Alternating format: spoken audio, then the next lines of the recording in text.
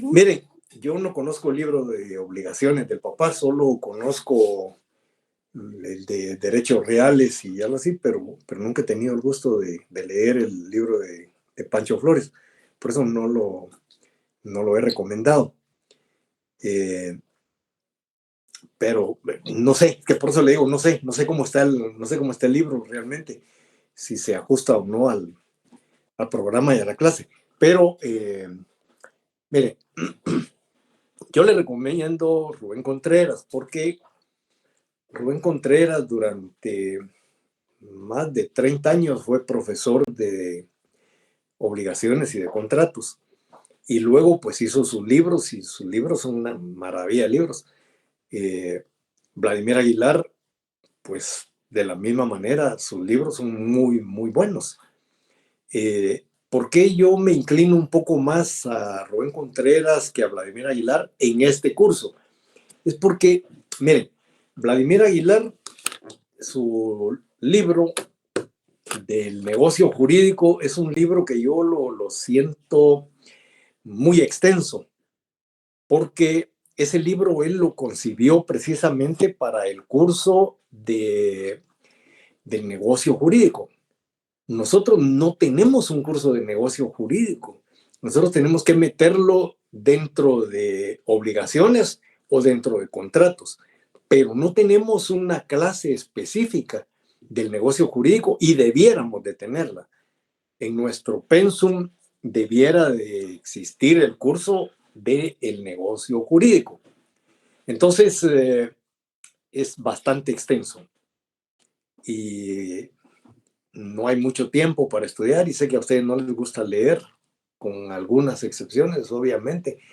Entonces, Rubén Contreras va más al grano, es un poco más breve en cuanto a contenido, pero muy, muy profundo en sus clases. Entonces, yo prefiero a Rubén Contreras. Ahora, Rubén Contreras tiene su libro de obligaciones y negocios jurídicos que les enseñé, se los vuelvo a enseñar. Este libro fue el que usaron la mayoría de mis alumnos en el semestre pasado. Tiene Algunos, cerrada la cámara, licenciado. los que estuvieron conmigo ya tienen el libro. Entonces, aquí van a encontrar todo lo relacionado con el negocio jurídico. En cambio, con Vladimir Aguilar tienen que comprar el negocio jurídico, que como les decía, es un libro así de grueso, ¿eh? Bueno, pero eso es lo de menos. Es un buen libro. Para los que les gusta leer, se los recomiendo. Tiene mucho derecho comparado y es un buen libro el de Vladimir Aguilar. Pero luego tienen que comprar el de contratos. Y en el tema de Rubén Contreras también hay que comprar el de contratos. Entonces, se pueden ir por cualquiera de los dos. Yo no tengo nada que decir de ninguno de los dos libros. En mi opinión, Rubén Contreras está un poquito mejor que Vladimir Aguilar para el tema de contratos, porque es más extenso, como lo es Vladimir Aguilar en obligaciones y en el negocio jurídico. Pero ahí sí es decisión de ustedes. Yo no puedo obligarlos a nadie Hay un libro de contratos del doctor Viteri, profesor de la Rafael Andívar, muy bueno también. Pero ahí los dejo realmente al criterio de ustedes. En mi opinión, contratos, negocio jurídico, contratos debía de ser Rubén Contreras, pero puede ser Vladimir Aguilar. O sea, no. Muchas gracias. Bueno, yo estudio con los dos, con decirle algo, pues. Yo estudio con los dos. ¿Por qué? Porque a veces yo me inclino un poco más por Rubén Contreras. Mire, Rubén Contreras fue mi maestro. Posteriormente fui su auxiliar. Y luego pues me quedé con sus cursos. Los cursos que yo doy eran los cursos que daba Rubén Contreras aquí en la Facultad de Derecho. Entonces él fue mi maestro. Y yo lo fui de Vladimir Aguilar. Entonces viene en ese orden. Lo que Vladimir Aguilar sabe es lo que Rubén Contreras me enseñó a mí. Y desde luego, a Vladimir le gusta escribir, tiene un montón de libros. Y es muy bueno, pues. Entonces, por eso es que yo recomiendo a cualquiera de los dos. Y al final cuestan lo mismo. No hay uno más barato que el otro. La educación es cara, pero la ignorancia es más cara. Así que compren cualquiera de los dos. Yo no los puedo forzar a comprar a uno de ellos específicamente. Y si encuentran algún otro, pues también no hay problema. Solo que podemos ver, como les digo, yo no he libros de contratos, solamente he visto los de Rubén Contreras, de Vladimir Aguilar, Carlos Vázquez, que tiene su libro también de contrato, pues está un poco desactualizado. Ya no lo actualizó, pero si lo encuentran, también es muy bueno. Y les digo algo desactualizado. Bueno, Rubén Contreras está algo desactualizado también, porque recuérdense que Rubén Contreras falleció hace varios años. Y ha habido algunas modificaciones al Código Civil que pues ya no se hicieron. Pero fuera de eso... Sí, porque estoy en la clase. ¿A quién le Compañera, tocaba? Que micrófono. ya son varios. Perdí la lista de cómo iban. Ahí cualquiera. El micrófono, compañeros. Sí, cabal, por eso no logro.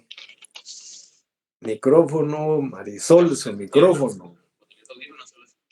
Y Mauricio José. Miren, tengan cuidado con eso de los micrófonos. ¿Se recuerdan de todos los casos que ocurrieron, especialmente durante la pandemia, verdad? Todavía pueden ocurrir. Hay que tener cuidado con eso. Bueno, ¿quién tiene la palabra? Ahorita no lo sé. Hay 4 ahí, 3 levantándola. Dele. Licenciado, consultando cómo es el examen, porque el auxiliar envió un video indicando que es falso y verdadero. Así Entonces, son mis exámenes, falso y verdadero, y sobre casos. sobre casos, pero entiendo que cada caso tiene varias preguntas. Cada caso tiene una sola pregunta y una sola respuesta, por eso es que es falso y verdadero. Y Si tuviera varias ¿cuánto, preguntas, no podríamos hacerlo como falso verdadero. ¿y cuántos casos usualmente usted Mire, aún coloca? no sé, y no se preocupe por eso. Ahí vamos primero con la clase, vamos a tener algunos laboratorios en su momento y entonces ahí ya va a estar preparada. Ahorita no tiene sentido que esté preguntando por el examen y primer día de clases. Sí, ahí la otra pregunta que tengo es, usualmente hay que conectarse después de ver el video. ¿En qué horario exactamente? Porque Al horario de clase comienza el video. Ahí termina el video y de una vez entran al clases. ¿cómo Ok. se llama? No, a Google Meet. Y eso es toda, o sea, todos los días que hay clase, Martes y siempre nos jueves, todos conectamos. los martes y Siempre. jueves. Ok. Primero la clase y luego entramos a resolver dudas. Ok. Gracias. Bueno, ¿quién más? Licenciado, o sea que su forma de trabajar o dar clase va a ser enviar un video en YouTube y luego entramos nosotros por Meet. No a YouTube, los videos están en Classroom. Sí, o sea, en Classroom y luego a Meet. Y luego a Google Meet, así es. Ya. Ya todos tienen el link. Entonces, cuando yo termino la clase, siempre les digo, bueno, entonces entramos a preguntas y respuestas. Y ustedes ya saben que en ese momento se meten a Google Meet. ¿Alguna otra duda? Lick, disculpe, una pregunta, buenas noches, disculpe. Buenas noches. Fíjese, Lick, que tenía una consulta con respecto, digamos, podríamos ganar el curso solo viendo repetidamente los videos. ¿Es Desde luego. necesario comprar los libros? Mire, desde luego, solo con ver mis clases y leer el Código Civil, ustedes van a ganar. Pero aquí no se trata solo de ganar, se trata de aprender y aprender bastante. Y para eso hay que leer mucho. O sea, no se conforme solo con la clase y ahí estuvo. Yo la clase la doy un resumen de lo que está en los libros. Sí, yo para dar la clase estudio, preparo mi clase y luego la doy, pero la clase que yo doy no es ni la mitad de lo que ustedes van a encontrar en libros. Siempre hay que leer. Un abogado tiene que estar leyendo constantemente. El abogado que no lee no es abogado. O sea, yo no puedo obligarlos a comprar libros. Eso es diferente. Pero ustedes se deben obligar a sí mismos a tener libros. Ustedes miran aquí atrás de mí, todos son libros de derecho. Todos los he leído, todos los he estudiado. Y no miran, pero aquí adelante tengo otro montón de libros. Porque un abogado tiene que leer mucho. Cuando ustedes van a una oficina o a una casa, vayan a una casa y lo primero que ven es un estudio, ven libros, ustedes saben que ahí vive gente culta. Si lo que ven es nada más la televisión y todo, ahí van a encontrar gente con muchas limitaciones, gente que no lee. Y ese es un gran problema. Los abogados que no leen son ignorantes. Malos abogados, no pueden ser buenos asesores. Su mundo es muy reducido. Hay que leer. El abogado tiene que leer mucho. Así que, para ganar, sí, con mis clases y el código, usted gana. Para aprender, tiene que leer mucho más de lo que yo puedo dar en clase. ¿Alguien más que me quiera preguntar? Yo todavía tengo una duda. Dígame. Con respecto a eso de los... Dijo una clasificación ahí, digamos, hechos naturales jurídicos, que son las transformaciones que no tienen consecuencias jurídicas, y hechos jurídicos que es sin intervención del hombre, sin voluntad del hombre, pero que tienen consecuencias jurídicas, y los actos jurídicos sí llevan la voluntad del hombre en la transformación de la naturaleza. No sé si está bien como lo apunté en el minuto. Sí, está bien, está bien. Mire, cuando llueve, ese es un hecho natural. El hombre no interviene en eso. ¿Qué consecuencia jurídica tiene que llueva? Ninguna. Eso es, depende, digo, Pepito, ¿eh? Si al llover los ríos se llenan de agua, se salen de su cauce y se salen de su cauce, van a parar a otro lado, cambia el cauce de los ríos, también eso trae consecuencias jurídicas. ¿Por qué? Imagínense que yo tengo una escritura que dice que al norte colinda con fulano de tal, al oriente con sutano, al poniente con Perencejo y al sur con el río Motagua. Y un día el río Motagua se sale de su cauce y se me mete a mí. ¿Qué tengo yo al sur? El río Motagua.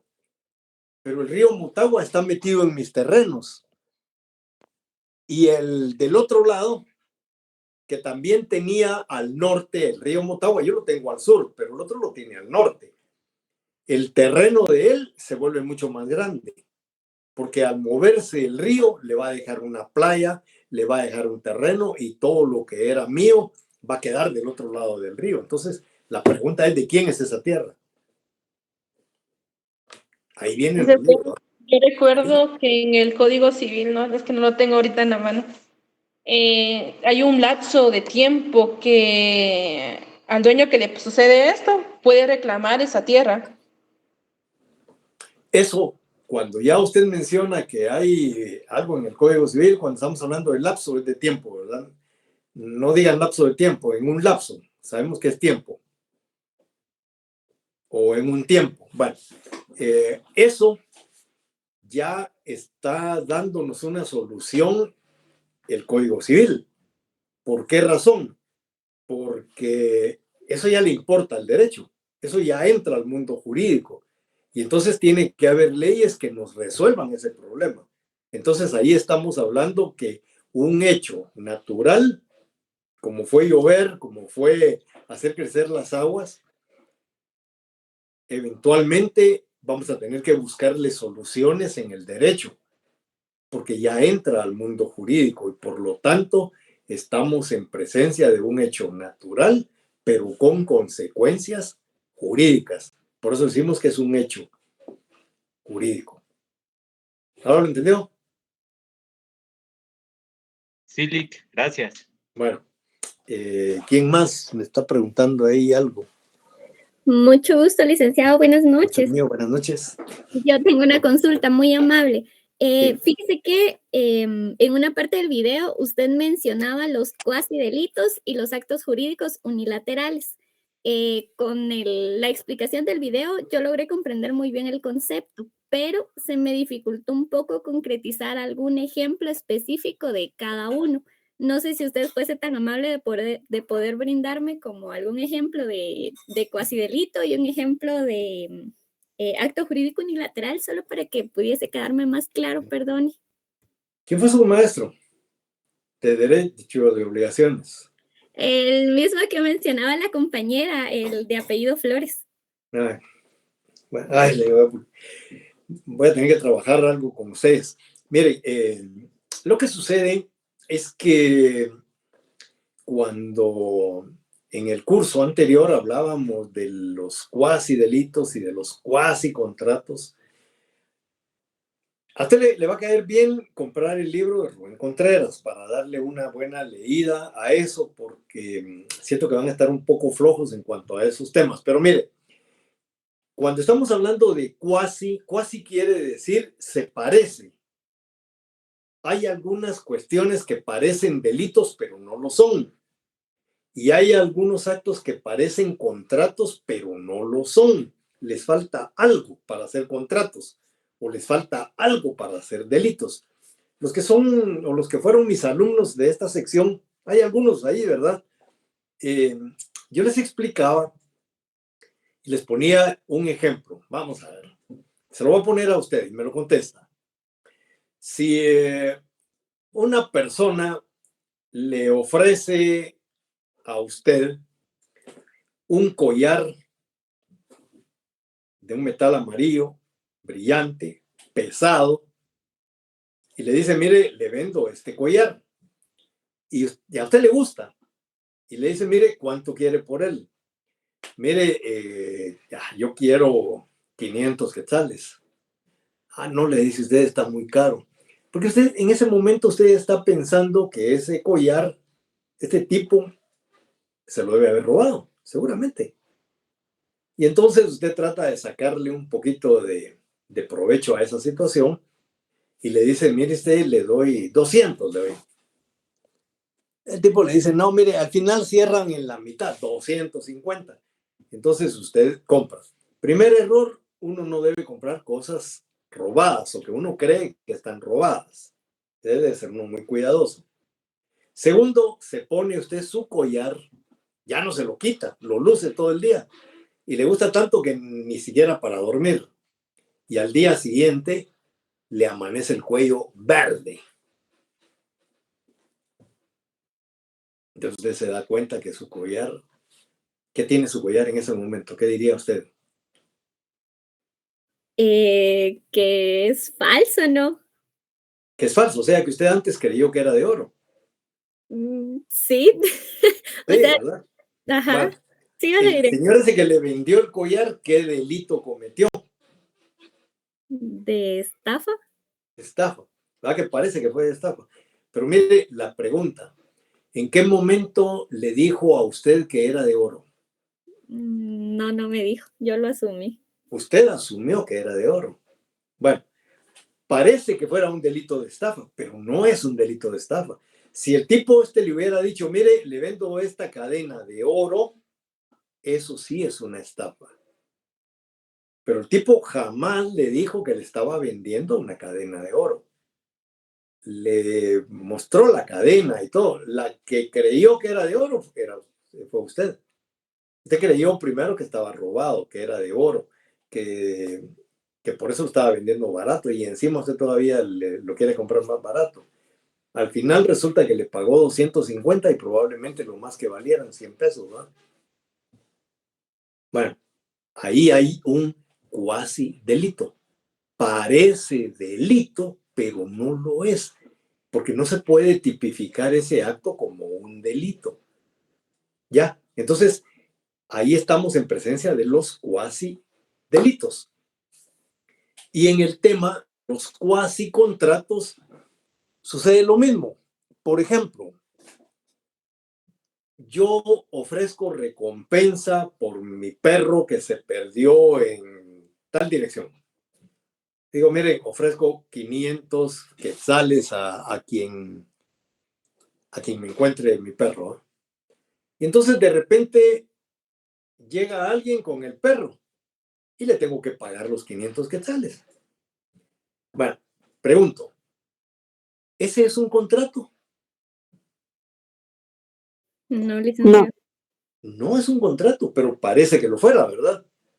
Porque por un lado yo estoy obligado a pagar. ¿Qué debo pagar? Lo que ofrecí. Y usted que encuentra al perro tiene derecho a que yo le pague. Entonces, hay derechos y hay obligaciones, pero no como consecuencia de un contrato, sino como consecuencia de una declaración unilateral de voluntad. Es decir, a mí nadie me obligó a ofrecer un rescate o una recompensa por el perro perdido. Es decir, yo lo hice por mi voluntad. Y cuando yo hago eso, me convierto en deudor. ¿Deudor de quién? De cualquiera, el que me encuentre el perro y me lo lleve. Entonces, eso parece que fuera un contrato porque hay derechos y hay obligaciones y yo tengo que pagar y usted tiene derecho de cobrar y todo lo demás, pero no es un contrato. En la próxima clase entramos ya a hablar sobre lo que, bueno, en la próxima clase vamos a hablar de los negocios jurídicos, todavía no entro al contrato, pero y cuando entremos al contrato voy a hacer un poco de énfasis en el tema de los cuasi contratos para que nos quede un poquito más claro. Pero cuasi quiere decir casi. O sea, parece, pero no lo es. Algo le falta para hacer contrato. Algo le falta para hacer delito. Y ustedes saben que si un delito, perdón, si un hecho no está debidamente calificado como delito, no es delito. Para que haya un delito hay una tipificación. Sí, tiene que tener varios elementos. Uno que le falte y ya no tiene tipificación, entonces ya no es delito. Entonces, hay actos que parecen delitos, pero no lo son. El Ministerio Público está lleno de denuncias de cosas que no son delitos, pero tiene la obligación de llevarlos. El Ministerio Público debiera de tener antes de pasárselo a los fiscales para investigación, debieran de analizar bien cada caso. Y los casos que no son delito, rechazarlos inmediatamente. No darles trámite, decirle a la gente que lo presentó, mire, esto no es un delito, esto es civil, váyase a lo civil. Esto es mercantil, váyase al derecho mercantil, pero no es delito. Y lo que es peor, muchos fiscales reciben los casos y comienzan a investigarlos y le dedican tiempo que nosotros pagamos. Dejan otros casos que tal vez son más importantes. Y, bueno, al final arman su caso, llegan al juicio y ahí se los botan. Y todo el tiempo que trabajaron se pierde. ¿Por qué? Porque ni siquiera ellos mismos pudieron establecer que se trataba de un acto no ilícito penalmente. Entonces, si el fiscal sabe de eso, por eso hay en el Código Procesal Penal una facultad para que el fiscal desestime en su despacho. Es decir, aquellos casos que no son delito, tiene que desestimarlos. Con una leída que le dé uno al memorial, sabe uno que no hay delito. ahí mismo hay que desestimarlo. ¿Para qué perder tiempo? Ya, pero conforme vayamos avanzando en la clase, yo voy a ir explicando las cosas que no tengan todavía muy bien fundamentadas. ¿Alguna otra pregunta? Gracias, licenciado. Bueno, ¿alguien más que me quiera preguntar algo?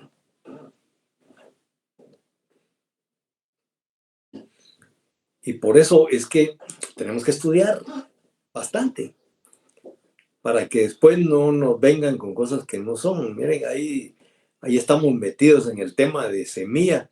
Hay gente que no entiende, pero hay unos que sí saben, pero están tratando de confundir. En el tema semilla tenemos el tema legal y el tema político. El tema legal está bien claro. Le diría yo, artículo 4 de la ley del organismo judicial. No voy a hablar sobre el tema, voy a dejar que ustedes lo analicen.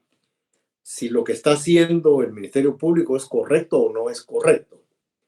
Les voy a dejar, solo para que hagan un análisis, el artículo 4 de la ley del organismo judicial, lean.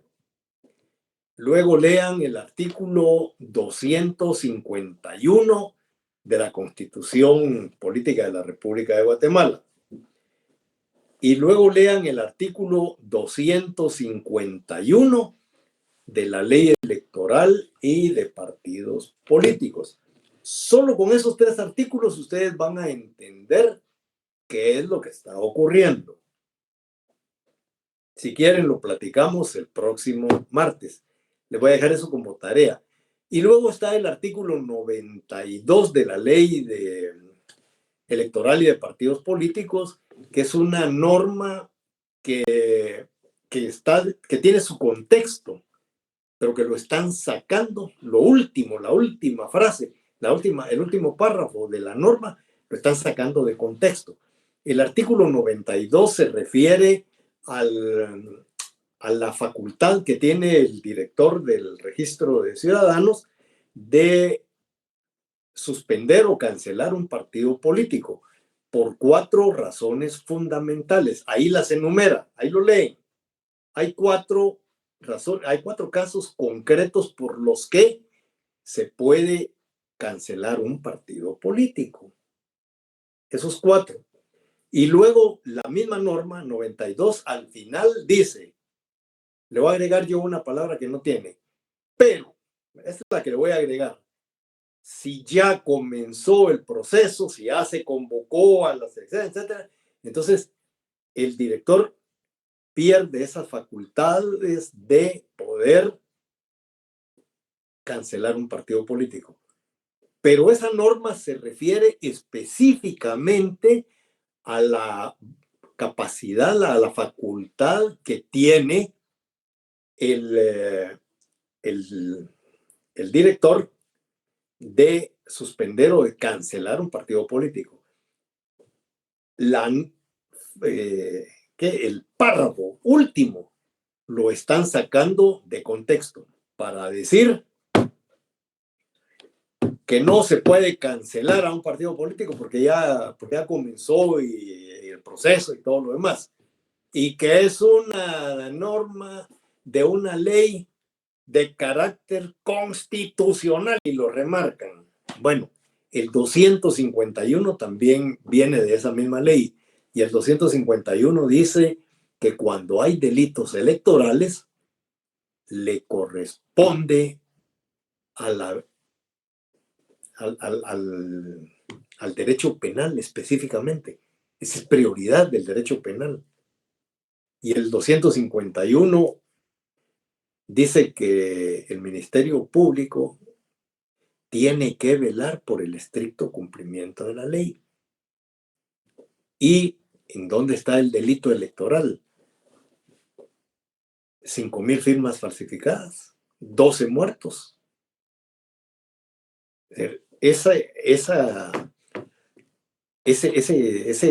partido político no se constituyó como dice la ley, contravino la ley. Por lo tanto, no nació jamás a la vida jurídica. Ese partido legalmente no existe. De hecho, existe. Y miren cómo están de agresivos. Pero lean el artículo 4 de la ley del organismo judicial. Lean esos 251 de la Constitución y el otro. Y lean el artículo 92 en el que se han estado fundamentando. Y entonces ya ustedes saquen sus propias conclusiones. No se vayan al tema político. En el tema político, imagínense ustedes que si ustedes constituyen una sociedad anónima sin los requisitos de ley, el registro mercantil no se las va a registrar. Y si por algún motivo lo hiciera, cualquier persona interesada en su momento va a redarguir de nulidad esa inscripción. Porque esa inscripción, si no tiene los requisitos de ley, no nace a la vida jurídica. Y ese partido político no nació a la vida jurídica. Y no es la nulidad absoluta, que es lo que van a ver en el artículo 4, no es revalidable. ¿Eso qué quiere decir? Que no porque todos se pongan de acuerdo le pueden dar valor. Ahí lo que estamos viendo es que el acto es nulo de pleno derecho. ¿Eso qué quiere decir? Que no nació a la vida jurídica. Y entonces, si no nació a la vida jurídica, podríamos decir, nació muerto. Y no lo podemos revivir porque nosotros querramos y porque nosotros estemos de acuerdo en revivirlo. No se puede. Licenciado, pero esto también es un tema de corrupción, porque si usted se da cuenta, Sandra Torres, ella tiene financiamiento ilícito y le quitaron ese caso porque Consuelo Porras es Pero mire, corrupta. mire, Y entonces no tiene nada que ver eso. No, mire pues, ¿y en qué momento he hablado yo de Sandra Torres? Es que entonces A mí aquí qué usted me está diciendo importa, que es mire, pues, ilegal, pero a mí qué realmente me aquí importa el la tema Sandra no es Torres. eso es corrupción, Óigame pues, totalmente. Es óigame corrupción, pues. licenciado. Y eso es, los abogados como usted deberían ver que se está violando el Estado de Derecho, porque ¿Quién? realmente ¿Quién las lo está violando? autoridades, Consuelo Porras, ¿Por qué lo está Compañera, esto no violando? es político, por favor, no Mira, conviertan yo voy esto. a hablar porque yo tengo derecho para hablar, entonces voy a hablar. Y licenciado, si usted está apañando esa corrupción, pues hágalo, pero no siga convenciendo a las personas. Mire pues, porque, lo que usted está diciendo es que está, es ilegal el partido, pero lo dejaron está correr hace 4 equivocada años. y le voy a decir, óigame pues. Hay que aprender a escuchar, compañera, lo que está explicando el Sí, yo licenciado. sé, señora, pero Mire, pues, esto es corrupción, el problema, es Están saliendo de corrupción. mire pues, contexto, Corrupción compañera. totalmente. mire, No, el no, problema de la Ponga gente, nadie. es corrupción. Manden a Y no dormir a puede la ser de que Compañera, no un la queremos licenciado oír, pueda decirlo. disculpe. Es corrupción totalmente ya. Disculpe, no la queremos oír. Ante todo, la Él educación, claramente dijo desde un inicio que no era político, simple y sencillamente leamos los artículos y saquemos nuestro propio análisis. correcto. Correcto. Gracias, Y de compañero. una vez les advierto, miren, yo lo dije, lo he dicho, lo sostengo. En alguna ocasión dije, yo jamás votaría por la Sandra Torres. Nunca. Por eso le preguntaba a compañera en qué momento hablé yo de Sandra Torres. Yo estoy hablando de un tema legal que ahorita nosotros tenemos y debemos actuar como abogados o como estudiantes de derecho. No nos dejemos llevar por la gente que nos quiere decir cosas que probablemente no son ciertas. Por eso les estoy diciendo, analícenlo. Y no me hablen de corrupción, que la señora es aquí, la señora es allá. Yo no estoy defendiendo a nadie, solo estoy diciendo, analícenlo. La pregunta, que si el juez está actuando correctamente, miren, ahí están las normas en las que el juez se ha sustentado para actuar de esa manera. Específicamente lo está haciendo por el artículo 251. La Corte de Constitucionalidad en el amparo resolvió que el proceso no se debía de detener, pero deja vigente la persecución penal. ¿Por qué deja vigente la persecución penal? porque el mismo artículo 251 dice que la comisión de delitos electorales debe ser perseguido penalmente. Si usted me preguntara si hay una persecución en este caso selectiva, yo le diría que definitivamente sí. ¿Por qué no se persigue a los